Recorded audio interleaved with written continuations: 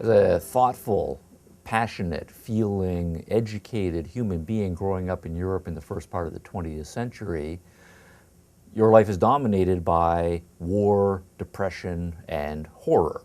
You think, for example, born 1905 or so, the formative experience of your childhood and early teen years is going to be World War I, which breaks out in 1914 and runs through 1918.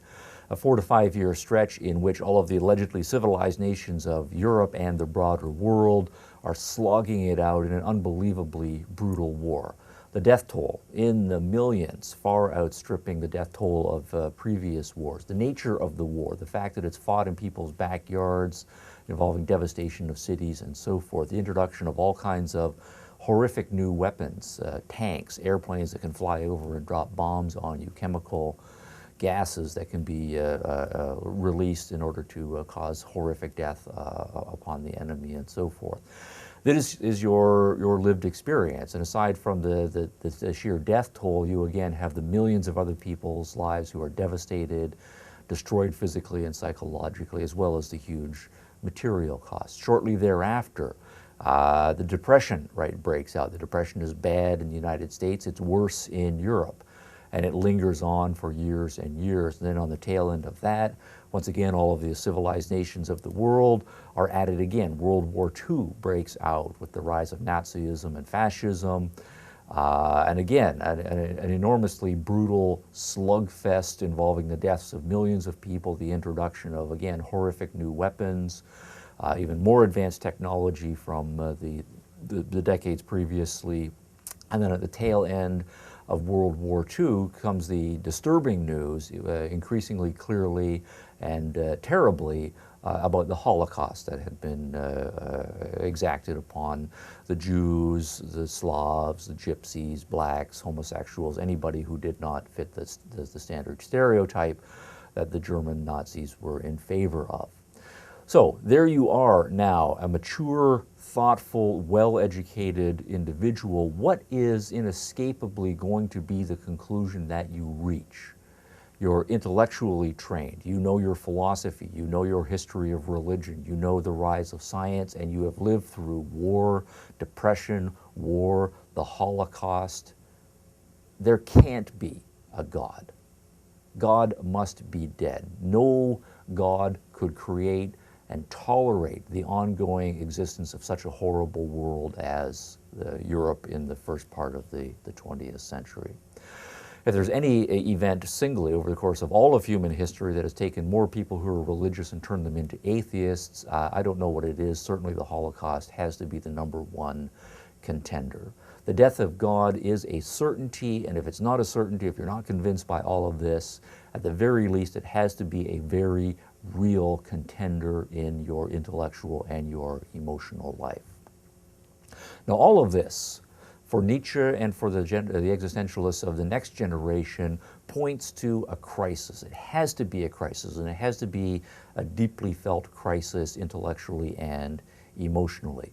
And the reason for that is obvious. For us as individuals, for most of us rather as individuals, we are raised religiously.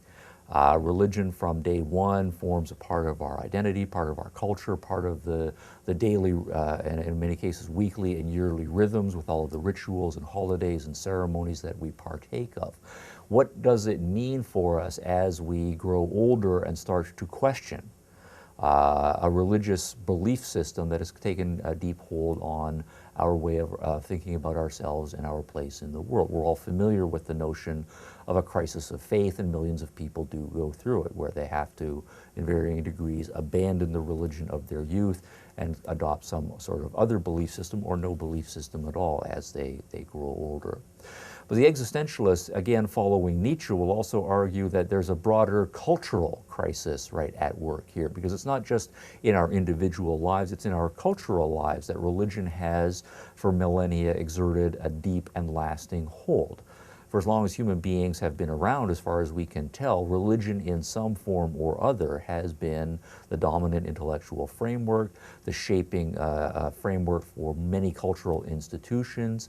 And if we consider that human beings have been around for well over 100,000 years, that's 10,000, another 10,000, another 10,000, another 10,000, and so forth, the fact that in the last few centuries, a historical blink of an eye, we have uprooted and set aside religion, that points to a crisis culturally, because cultures cannot adapt right that quickly, just as individuals cannot adapt that quickly to so radical a change.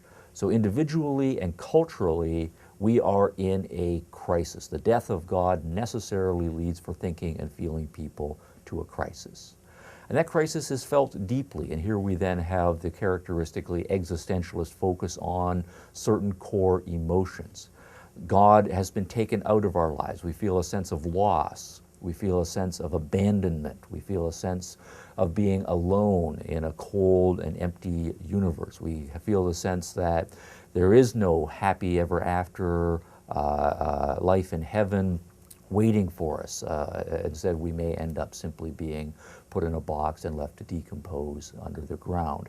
We feel anxiety. What are we going to do? And better than anxiety, I actually like the German concept here of Angst. Right? And try saying Angst to yourself several times. It hits you right here necessarily. That's where you have to say it. Anxiety, or maybe to put it a little flippantly, anxiety sounds a little bit too Southern California. I'm feeling a little anxiety. Maybe I'll take a pill and go lie down and the feeling will pass. Well, Angst doesn't have that same sort of a feeling. It is deep, it's long lasting, it hits you in the core of your being.